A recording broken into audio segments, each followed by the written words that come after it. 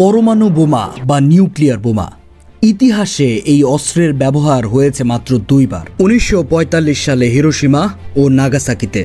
কিন্তু আজকের পৃথিবীতে 9টি দেশের হাতে রয়েছে হাজার হাজার পরমাণু বোমা। তাদের মধ্যে ভারত ও পাকিস্তান, 2 প্রতিবেশী, 2 পরমাণু শক্তিধর দেশ। ভারতের বড় বড় শহরগুলো যেমন দিল্লি, মুম্বাই, কলকাতা যদি একসাথে আক্রমণের শিকার হয় তাহলে কি হবে? মাত্র কয়েকটি হাইড্রোজেন বোমা আর 1 মিনিটেই উড়ে যাবে কোটি কোটি মানুষের শহর।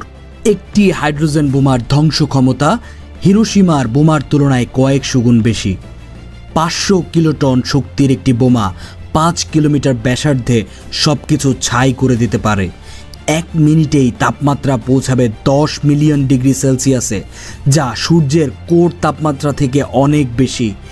বিস্ফোরণের পরে আসে আগুনের ঝড়, তেজস্ক্রিয়তা আর ভয়ঙ্কর রেডিয়েশন। বেঁচে গেলেও মানুষ ভুগবে ক্যান্সার, চর্মরোগ, দৃষ্টিহীনতা সহ নানা জটিলতায়। শস্য উৎপাদন বন্ধ, পানীয় জল বিষাক্ত, পুরো দেশ যেন এক মৃত্যুকূপে পরিণত হবে। এই ভয়ঙ্কর ভবিষ্যতের কথা ভাবলেই গা শিউরে ওঠে। একটি ভুল সিদ্ধান্ত আর তাতে ধ্বংস হয়ে যেতে পারে পুরো উপমহাদেশ। এই ভিডিও কোনো দেশকে ভয় দেখানোর জন্য নয়, বরং একটি বার্তা দেওয়ার জন্য। যুদ্ধ নয়, শান্তি চাই। পরমাণু শক্তিকে ধ্বংসের জন্য নয়, উন্নয়নের কাজে লাগাতে চাই। চাই এক নিরাপদ ভবিষ্যৎ যেখানে প্রতিটি শিশু বেড়ে উঠবে শান্তির পৃথিবীতে। যুদ্ধের নয়, শান্তির পক্ষে থাকুন। ভিডিওটি শেয়ার করুন এবং সচেতনতা ছড়িয়ে দিন।